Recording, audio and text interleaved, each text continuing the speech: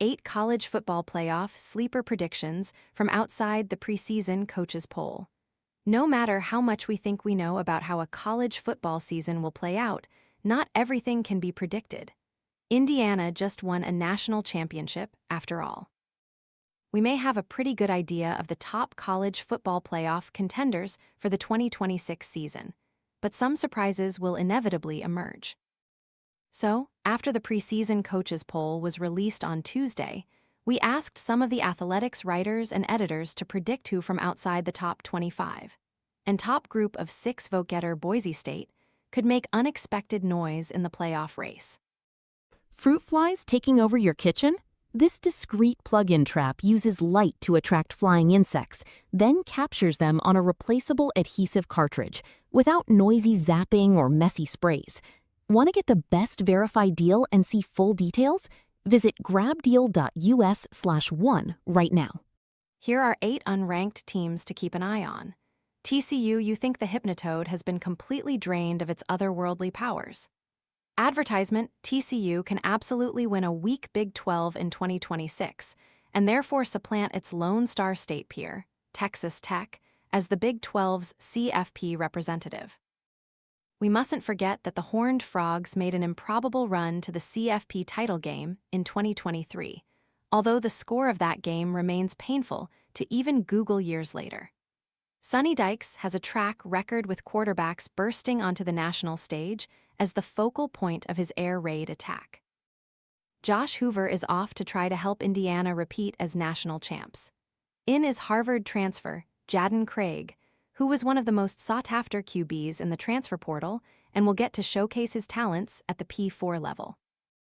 TCU gets both BYU and Utah at home, although a regular season finale at Texas Tech on Thanksgiving could shape up to be a conference-altering tilt. Chris Kamrani, UNLV Dan Mullen, has historically gotten the most out of his quarterbacks, so I'm expecting him to maximize Auburn-Oklahoma transfer Jackson Arnold. Add in running back Jaden Thomas, 1,036 yards last season, and the Rebels' offense should be one of the best in the group of 6. UNLV's schedule also sets up fairly well for a playoff run. The Rebels get the new coaching staffs at Memphis and North Texas in the first 3 weeks, have a beatable Power 4 opponent, Cal, in October, and get one of the Mountain West's top teams, North Dakota State, at home. The fact that the conference is watered down after Boise State et al. Left for the revamped Pac-12 helps, too. Put those factors together, and I like UNLV's odds to be the CFP's G6 representative. Matt Baker, South Carolina last year's 4-8 record was a nightmare. It featured 1 SEC win and 5 losses in which the Gamecocks scored 14 or fewer points. Lanoris Sellers was running for his life behind an offensive line that struggled in an offense that fell from 47th to 104th in scoring. Enter new OC Kendall Briles, new offensive line coach Randy Clements, and an overhauled offensive line. There should be improvement around Sellers, with a deep, talented, speedy, experienced receiving core that added Purdue transfer Nitro Tuggle. Defensively, Dylan Stewart headlines a unit with a strong line and a secondary full of experience. The schedule is tough, but this team is loaded with potential. The 30-130 road loss to Texas A&M was the low point of last season, but a 33 halftime lead over the Aggies did show what this team is capable of doing. More of the latter could mean a playoff bid in 2026, especially if the SEC's incessant offseason complaining pushes the committee to grant the league an extra at-large bid. David Ubben advertisement: Minnesota, the Gophers won every home game last season to finish 8-5, and coach P.J. Fleck might have his best roster since an 11-2 finish in 2019. Minnesota has a primary returnee at every important position. Quarterback Drake Lindsey, who started every game in his second season, has several NFL draft analysts considering him a potential first-round prospect. The offense has playmakers at every position and 3 returning starters up front. Defensive end Anthony Smith led the Big Ten in sacks, 12.5, and anchors a veteran defense. The schedule is challenging, but not overwhelming. The Gophers face all 4 trophy rivals, Wisconsin, Iowa, Michigan, Penn State, which will determine whether they are a dark horse contender or merely a bowl team. But with returnees at all the right spots and a coach who is 7-0 in bowls since heading to Minneapolis in 2017, the Gophers could make some noise. Scott Dochterman in Louisville, this is the year the Cards get over the CFP hump. Louisville has been right on the cusp under Jeff Brome, winning at least 9 games each of the past 3 seasons. There have been some highlight wins along the way, including over Notre Dame in 2023 and at Miami last year, but always a bad loss or two that tripped them up.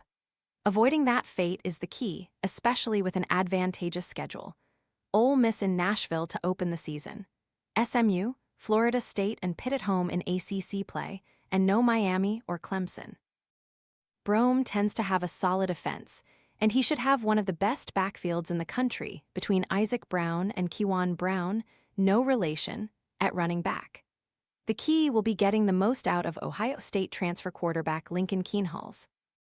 If he plays to his potential, the Cardinals have an inviting path to the playoff out of an underwhelming ACC. Justin Williams' advertisement, Florida, I'll join Bruce Feldman in buying what John Sumrall is selling. The Gators have been stuck in the mud, with losing records in 4 of the past 5 seasons. But Sumrall is 43-12 in 4 years as a head coach and took Tulane to the playoff last year. The hire of Buster Faulkner from Georgia Tech as offensive coordinator is intriguing, and the winner of the QB battle between GT transfer Aaron Philo and Trammell Jones will have a stellar supporting cast, led by 1,170-yard rusher Jadon Baugh and rising star receivers Dallas Wilson, Vernell Brown, and Eric Singleton. The schedule is tough, but someone will surprise from the SEC's crowded middle class. Give me the Gators pulling off wins against 2 of Ole Miss, Georgia, and Oklahoma to get to 10-2 and the CFP. Matt Brown, Cal the great unknown weighing down the Golden Bears, is what kind of head coach Tosh Loop will be. 9 seasons on the staffs of Nick Saban and Dan Lanning can only prepare you so much for life in the big chair. But Loopy's portal strategy of pulling fistfuls of Power 4 reserves to go along with a couple of group of 6 stars at skill positions is an intriguing recipe for year 1. And then, of course, there is the quarterback. If Jerinkio Sagapalotel is on his way to being the first passer drafted in 2028, the script would dictate he follows up an electric, if inconsistent freshman season with a dark horse ACC title run. Did I mention the Bears don't play Miami? Eric Single, Oklahoma, State. It's shocking that the Cowboys haven't won a Big 12 game over the past 2 years, but the fix has come by importing almost everything from North Texas, which was 1 win away from the CFP last season. That influx includes head coach Eric Morris, defensive coordinator Skylar Cassidy, and much of last year's no.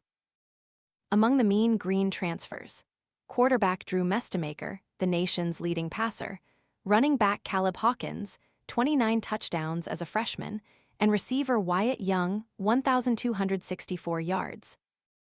I would be shocked if this Oklahoma State team could not find its way to a bowl game and a better-than-expected transition with so many key faces familiar with each other makes for a high ceiling. The Cowboys have Oregon and Texas Tech at home and avoid BYU and Utah. There's a lot to like. Chris Vanini.